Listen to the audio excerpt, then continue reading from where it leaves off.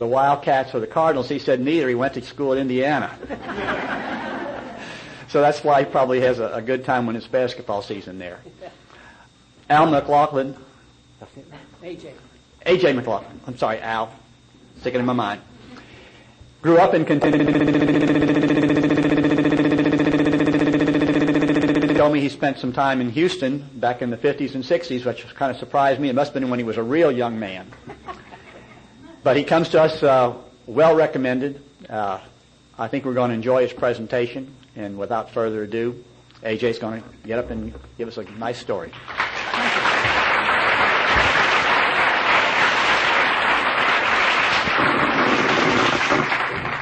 Hi, everybody. Hi. My name is A.J. Mclaughlin, and I'm a grateful, very grateful member of the Fellowship of Al-Anon. My home... Hi again. You don't mind if I take my jacket off? Thank you. I would have taken it off anyway.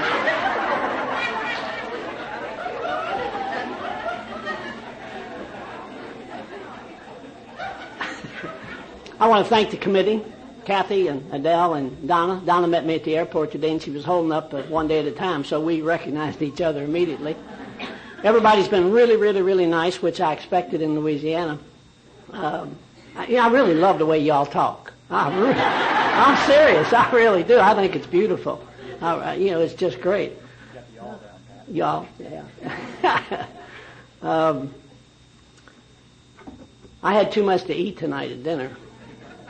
We went to this really nice restaurant and had all kinds of Cajun food, and I really look forward to gumbo, and I had lots of gumbo and French bread, and it was great. And I made a deal with some of the people there that if I went to sleep, they'd wake me up, and if they went to sleep, I'd wake them up. So if we have any screams during this, why, that's the reason for it.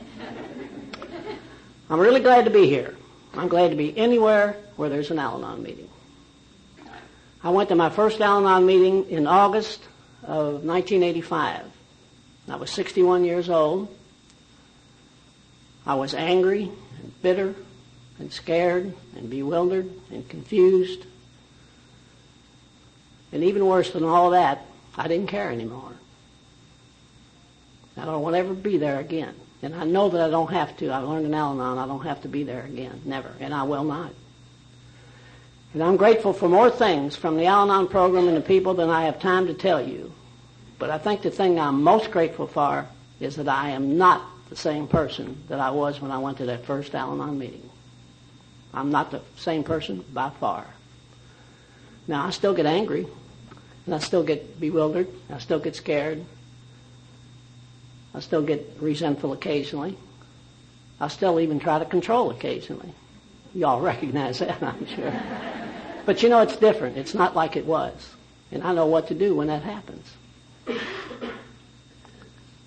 Our program suggests that we tell what our life was like and what happened and what it's like today, and I will try to do that as honestly as I can. I was telling some of the people earlier today that I had a chance last Sunday night to talk at my home group. Well, this has been my home group for 18 and a half years, and so when I talk at my home group, believe me, I am honest. They know me from way back. And so, it's good to do that occasionally, to talk at your home group, because, it gives you need to think a little bit. My father died when I was 6 years old. I had a younger brother and a younger sister. And this was in the middle of the Great Depression. I always say this, and I always say this. Why did they call it great? It damn sure wasn't great, in my memory of it anyway. But anyway, it was in the middle of the Great Depression. My dad died. We went to live with my grandmother and grandfather in a neighborhood that was poor. We were all poor. But, I remember my childhood as being a pretty good childhood because everybody in the neighborhood was the same. And, my brother and I particularly played on the streets, and we learned some street smarts, which that's okay the rest of your life. There's nothing wrong with that. But I do remember having a fairly decent childhood as far as playing and pleasures and everything like that. And we were never hungry, and we used clothes that other people wore, but that was okay. When I went to high school, I went to an all-boys high school in downtown Louisville. And in that school, I met young men from other parts of town. And they lived differently than we did. And they had nicer homes, and they had cars.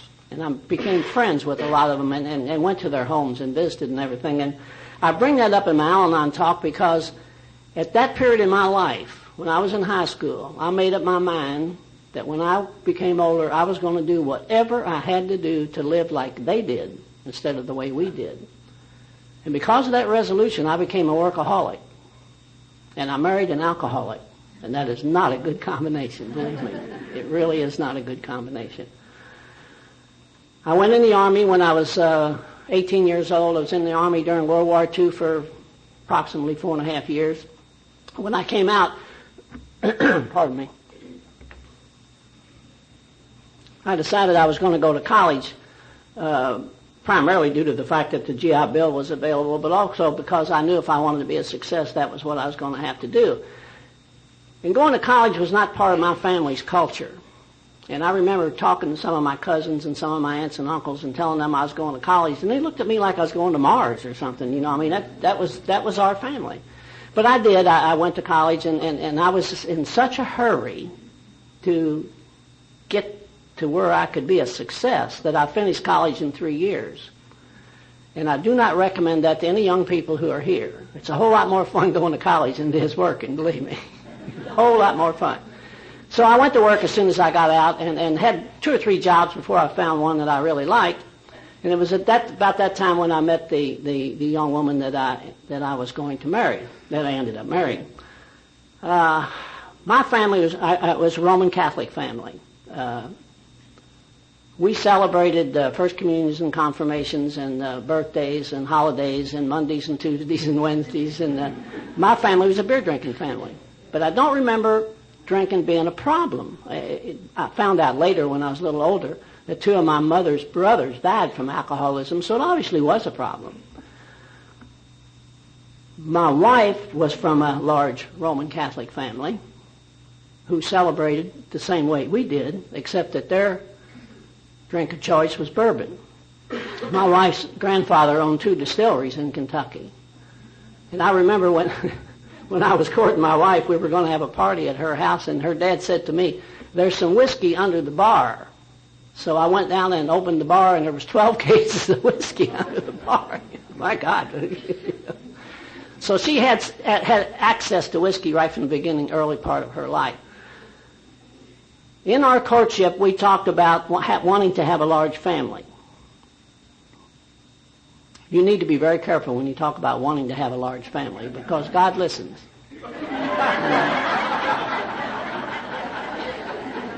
And we got married, and 9 months later we had a baby. And 3 months after that, the company I worked for transferred us to Houston, Texas. And in the next 9 years, we had 6 more children. So we had 7 children in 10 years, and that's a lot. I think like most young married couples, my wife and I really enjoyed life early on. We really did. My workaholic wasn't in total function then, and her drinking wasn't in total function then, and so we really enjoyed life. We had a really good life in Louisville and also in Houston the first few years we moved down there. But as we started having these babies on a fairly regular basis, my wife began to have more problems, and this is where it really gets difficult for me, because she tried to tell me that she was having problems, that she needed more in her life than just changing diapers and cooking and cleaning and doing laundry and all the stuff that she had to do to take care of kids. And, you know, and I really hate to say this, but I did not listen to her. I truly did not listen to her. By this time, I was a full-blown workaholic. I thought it was necessary for me to be a success, and I was spending a lot of hours opening up a new plant, not listening to her and to her needs. Actually, I was a pretty good father at that particular point in time. I really helped with the kids and everything else, but I was not a good husband. Probably 7 or 8 years after we moved to Houston, my wife started drinking on a fairly heavy basis and a daily drinking, and this gradually built up as it does. And to my knowledge, she never drank outside the home, but the inside drinking became more and more prevalent and caused more and more problems. She smoked, and she sometimes would go to sleep with lit cigarettes up, and we had all the kids in the house and everything. It was a very scary thing, and After we lived in Houston for 14 years, my company offered me an opportunity to move back to Louisville with a promotion, and of course that's what I was looking for, so I could be a success. And you know, and I kind of thought that if we moved back to Louisville, her family's there and my family's there, and things are going to get better. You know, and you all know what happens. You know, when we go, we go. We take ourselves with us. And so we moved back to Houston, and back to Louisville, and they didn't get any better. Of course they didn't get any better. We didn't know what to do to get them better. Now, this was somewhere in the mid-'60s. In 1970, my wife went into a mental hospital for the first time, and the diagnosis was I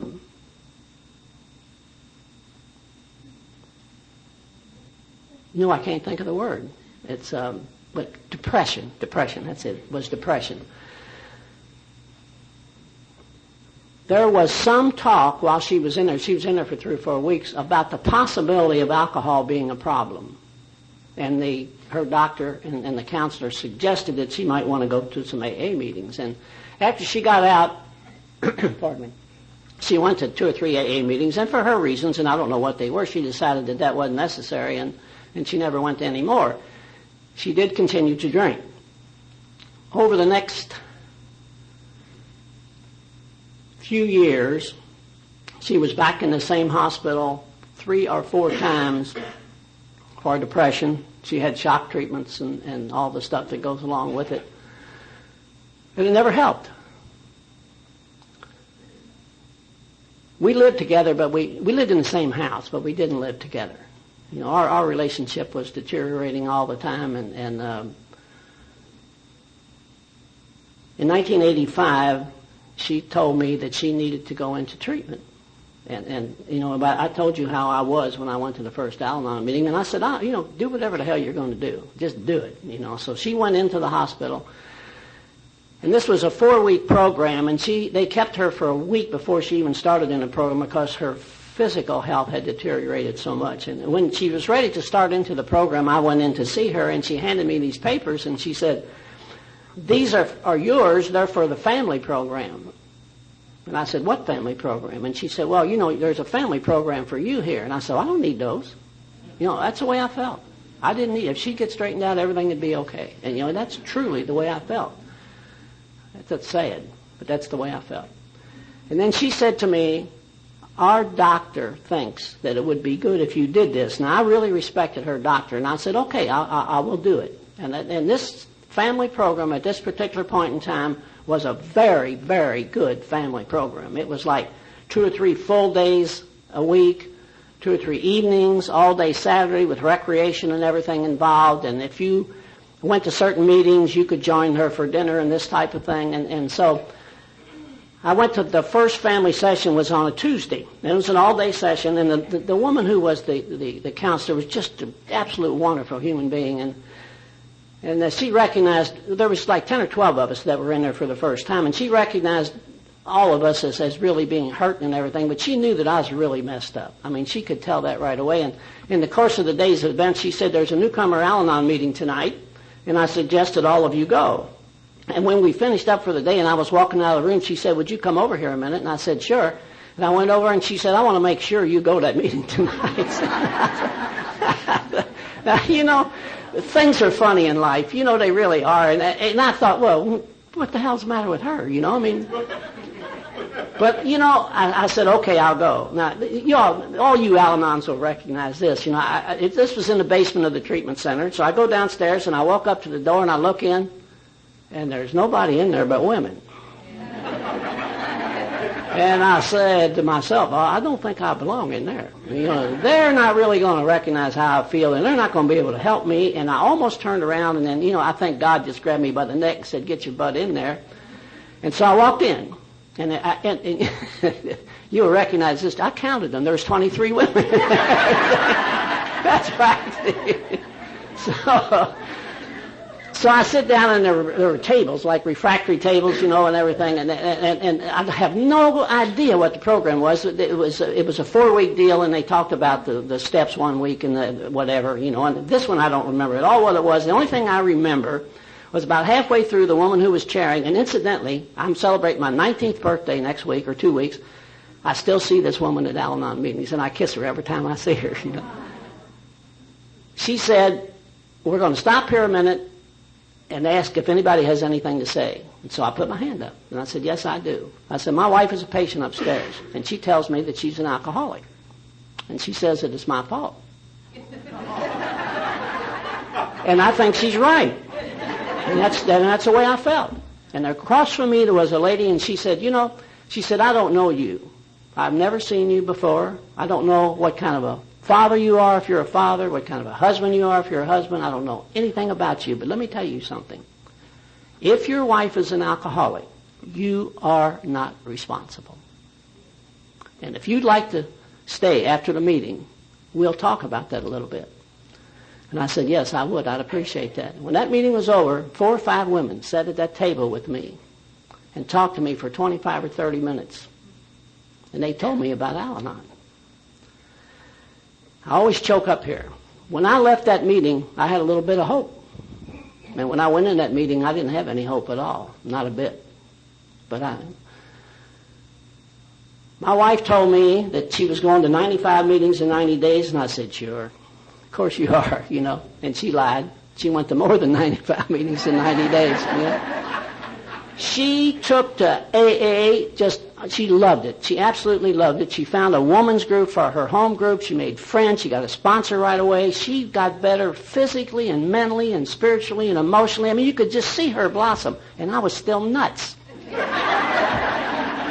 All I could think about was, what am I going to do to keep her from drinking again? She wasn't even thinking about drinking again. But that's all I could think. I'm serious. She would go to the grocery and I'd time her. Now, how long you're supposed to stay at the grocery, I don't know. But I would time her. I mean, that's how crazy I was. I got to tell you, folks, in the first year and a half I was in Al-Anon, the only thing I did right was go to a lot of meetings. And I went to a lot of meetings. And you know what? If you go to a lot of meetings, we'll get you. I'll tell you, we'll get you.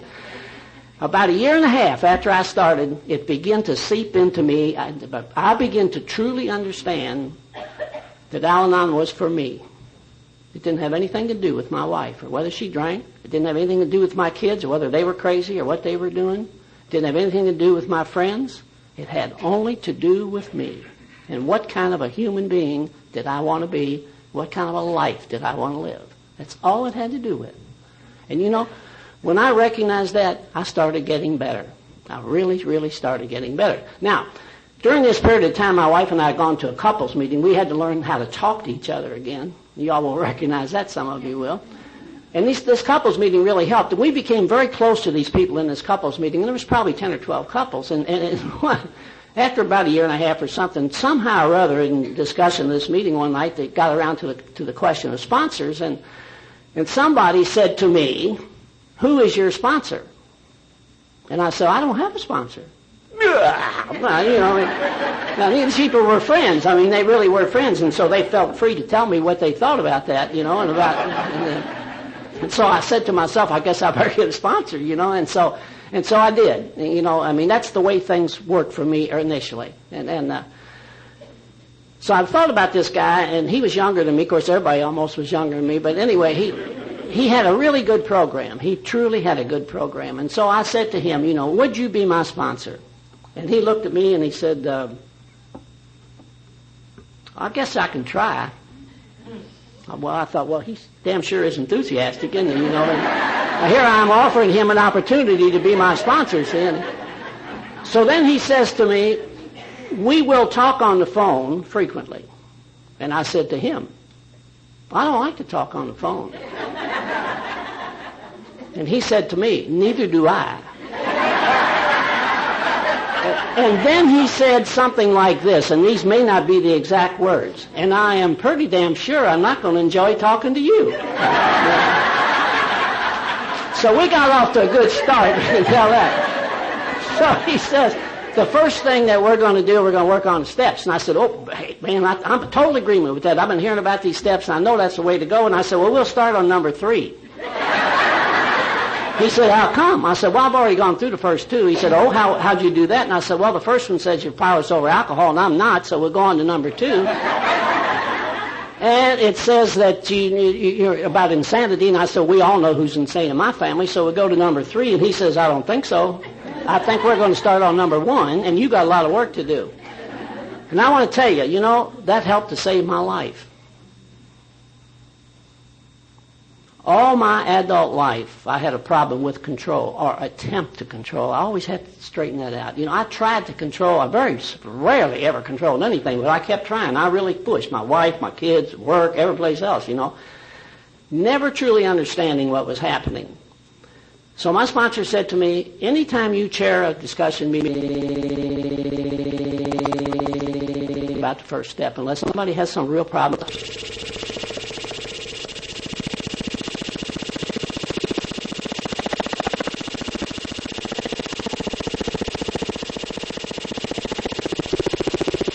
literature about the first step. You think about the first step every day. You meditate on the first step. And so I did. And I began to understand that it wasn't powerless over alcohol, it was powerless over everything. All places, things, and everything. And that was difficult for me. And I remember reading one time it said that I didn't have a right to tell my adult kids how to live their life. That really surprised me. How are they going to live without me telling them how to do it, But gradually it began seeping through to me what that step really said and what I had to really do to fit that into my life. And so I finally reached the point where I could accept that I was powerless over people, places, and things, and that I didn't have a right to do a lot of the things that I thought I had a right to do. And then, kind of a funny thing, that wasn't really funny. I didn't like that.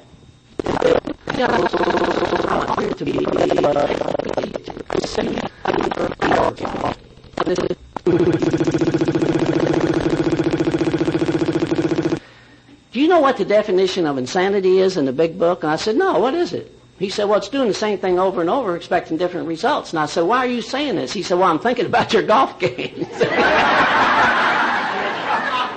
Now, he was being funny, but he wasn't being funny. And, and those are the kind of things that with the kind of mind that I had at that time, that's what I needed to hear. That was something very practical that helped me accept and understand that step. And, when I thought back and I thought, that's all my life I've been doing the same things over and over and it never worked. And so I was able to get through that step. Now, I get to the third step, which has to do with turning my will and my life over to the care of God. And, I told you I was raised in the Roman Catholic faith. I never ever quit believing in God at all. I truly, truly never quit believing in God. But when I got in the program, I was at the point with God where I was with a lot of other things. I didn't care. I just didn't care. And so I knew that some work had to be done for me to get where I needed to be with the third step. And my sponsor again says to me, don't sweat it. Don't try to force it. Let the process work for you. Do the same thing you're doing before. Read, talk, listen, chair meetings. And I did, and it works. At some point, I have no clue where it is, doesn't make any difference. I became truly willing to turn my will and my life over to the care of God. I was talking to somebody tonight about the third step prayer in the big book. Absolutely beautiful prayer. Just beautiful. I carry copies of that in my wallet in case anybody needs one. It's such a beautiful, beautiful prayer. And so I became okay with God. And that's really something. I'm saying I'm okay with God, but I am okay with God. And that's great. I was talking at my home group one night, and I said the rest of the steps were a piece of cake, and I didn't go over too good either. And of course, that's not true. They are not a piece of cake. But for me, they were much easier. They were much easier than the first three were. And I managed to get through all of them with a lot of help on the fourth step because I think at the beginning I truly didn't understand how the fourth step worked. But I got through all of them, and I love the steps, and I really try to live my life today by the steps. The first three particularly. I just recently had a problem of control, or attempted control. And I had to stop and slow down and go upstairs in my office and sit there and do some meditation and do some thinking and do some reading and realize that I was attempting to control something that I had no right to control. And it was causing me a lot of problems. But I knew where to go to think about it and work it out. Well, after I started getting better, my wife started getting better, and I had to do, which we do, was doing inventories, and it was during the inventories that I began to understand the true harm and injustice that I had done to my wife when our children were young, and the true injustice that I had done to my children, not when they were little, but when they were teenagers, when things were really bad in our house. I was not a good father. I was a tyrant. I would not let them talk about or think about anything that made me uncomfortable, and everything made me uncomfortable. And so my kids, when they were teens, had a rough life. And you know, some of them are still paying a price for it today. And so I had to make amends. And I talked to my wife about how sorry I was about not understanding what her needs were, and how I truly did understand her need to drink to be able to survive, which I never understood before. And I told her that I would try to make real amends by becoming a good husband, which I tried to do. And I talked to my children. By this time, my kids were adults, and they were scattered all over the United States. Now, you know, making amends long distance is kind of difficult. You know, I had two of my kids are pretty hard-headed anyway. They take after their mother. And they didn't want to talk to me about it. I tried to talk to them. They didn't want to talk to me about it. They didn't want anything to do with it. You know, it was uncomfortable for them. And those were the two that I really needed to make the most amends to. But I kept working at it because I knew I had to, for my own peace of mind. I remember the pain that I felt when I understood what I had done to my children when they were teenagers. And I knew I had to do something for me and for them. And so I persisted and persisted. And it worked. It got through. Now, we went and got in the program in 1985. In 1993, we had a family reunion in Mount Shasta, California, where one of my daughters lived. And it's the first time that my wife and I had been together with all 6 of our living adult children at the same time for 12 years. And it was not because my wife was an alcoholic. It was because I was a crazy man. But you know what? God gave us that week, and we became a family again. And we were not a family when we went into that family reunion. We became a family that week. And what a gift. What a gift from the program and from God. We have had a family reunion every other year since that time. And it continues to be a wonderful gift to us. Now, my wife and I, in recovery, enjoyed life. I retired in 1982. I love horse racing. We went all over the country to horse. We went to California, to Santa Anita, and we went to Saratoga, New York, and Gulfstream, and we went to fairgrounds in New Orleans, and some of you all recognize that. And went to Oklahoma, and I love horse racing, and she grew to love horse racing because I did. And we did a lot of other travel. We were fortunate that we were able to spend the winters in Florida or California or Hawaii or whatever, and this became and you know what? We had a home group in Florida where we used to go every winter. Because anywhere you go, the meetings are there. See how I'm doing? Okay. We went to a lot of conferences. We enjoyed conferences. We went to a lot of meetings. We made a lot of friends. I volunteered at the treatment center where I went through the family program for 10 years after my wife got out of there. And that was one of God's greatest gifts to me, that 10 years in that treatment center, working with the families of people in there for treatment. And I got to introduce many, many, many, many people to the program of Al-Anon. And what a gift that is. In the year 2000, we spent the January and February in Orange Beach, Alabama, because we were going to a conference in Pensacola in February. And my wife became ill when we were down there.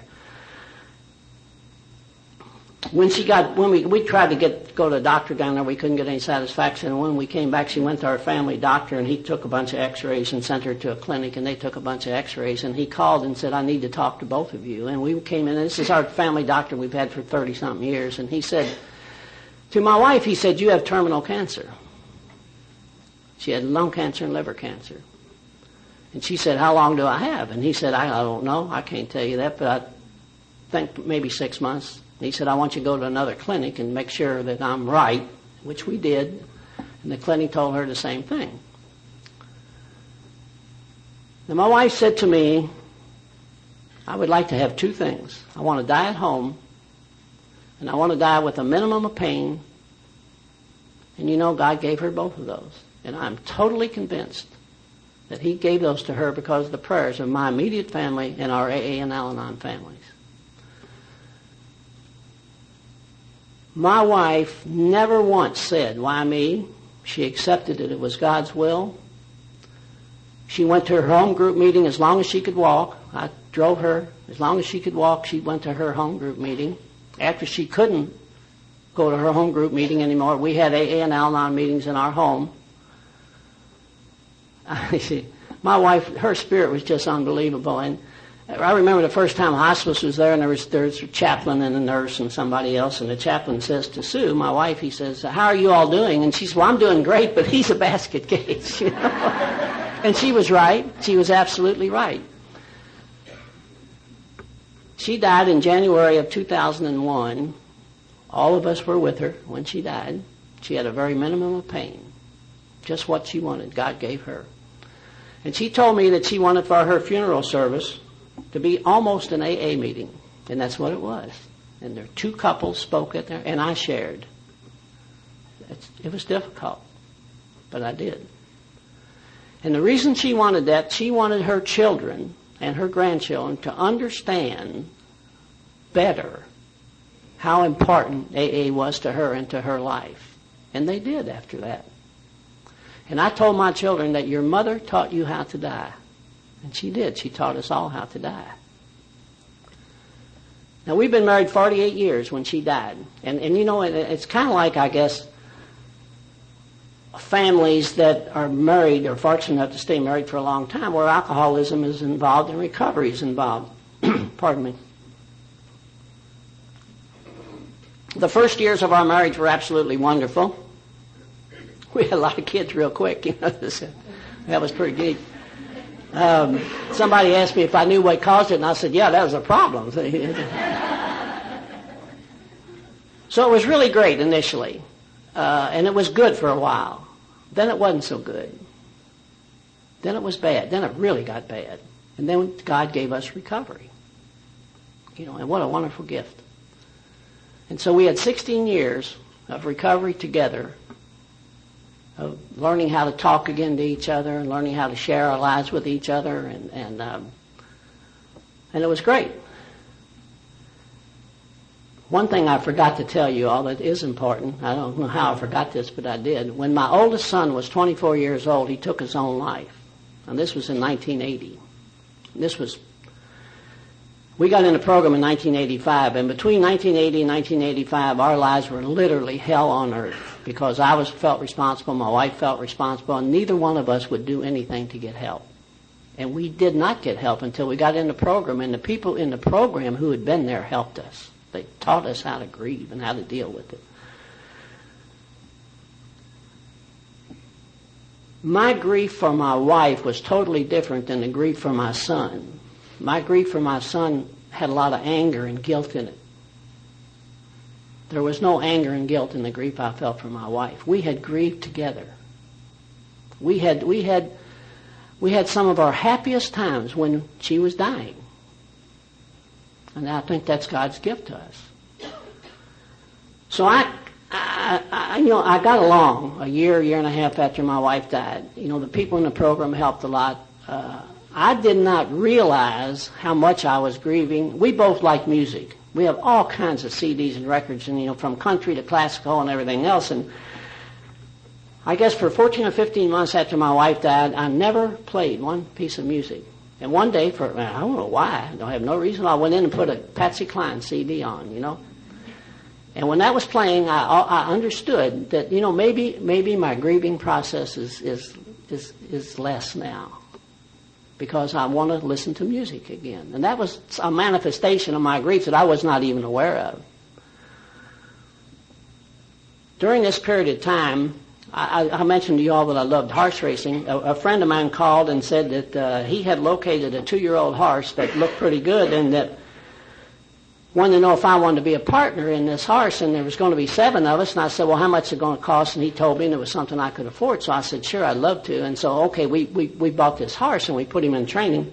Now, he's 2 years old, and he was fast. He was working out fast and everything, and we were just ready to put him in a race at Churchill Downs when he was 2 years old when he hurt his leg. So he took the winter off.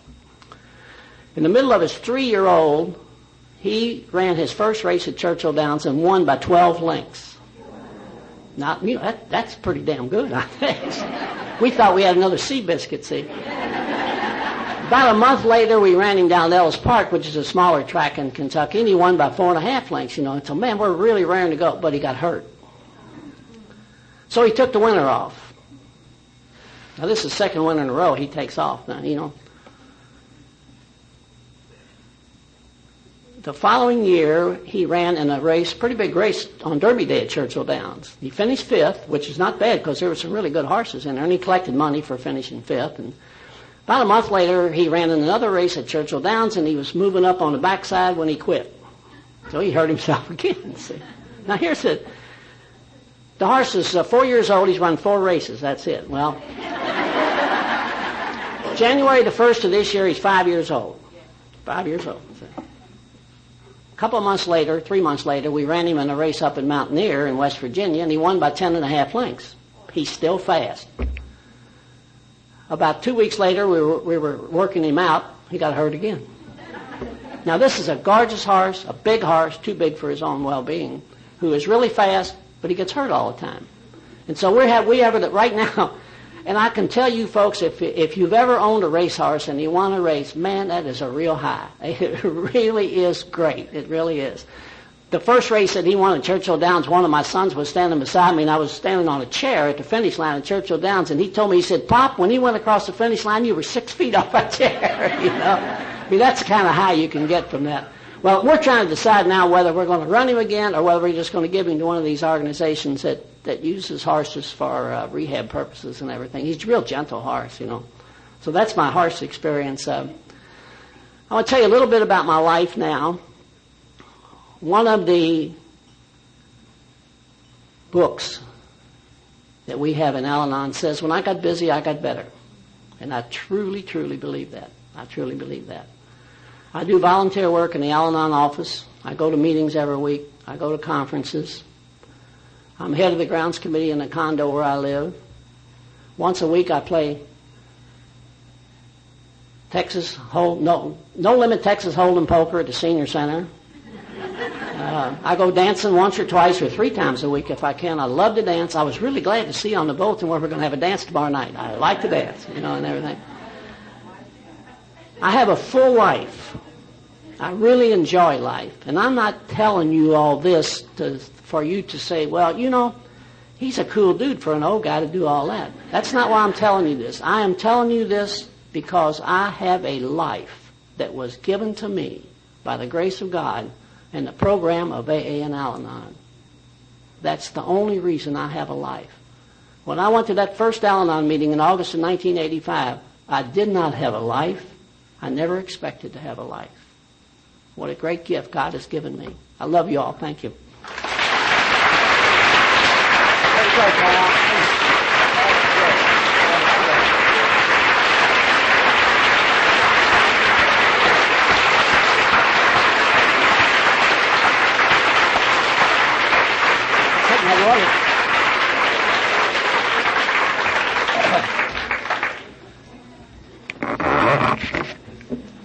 I feel like the guy on Ed Sullivan that came on after the Animal Act. Man, that was great. AJ, we want to give you a little souvenir from Louisiana, so when you go back home to Kentucky where they don't know how to season food, at least you can try it with this. Oh, thank you very much. Thank you all. Oh, bunch of goodies. Thank you. Thank you very much.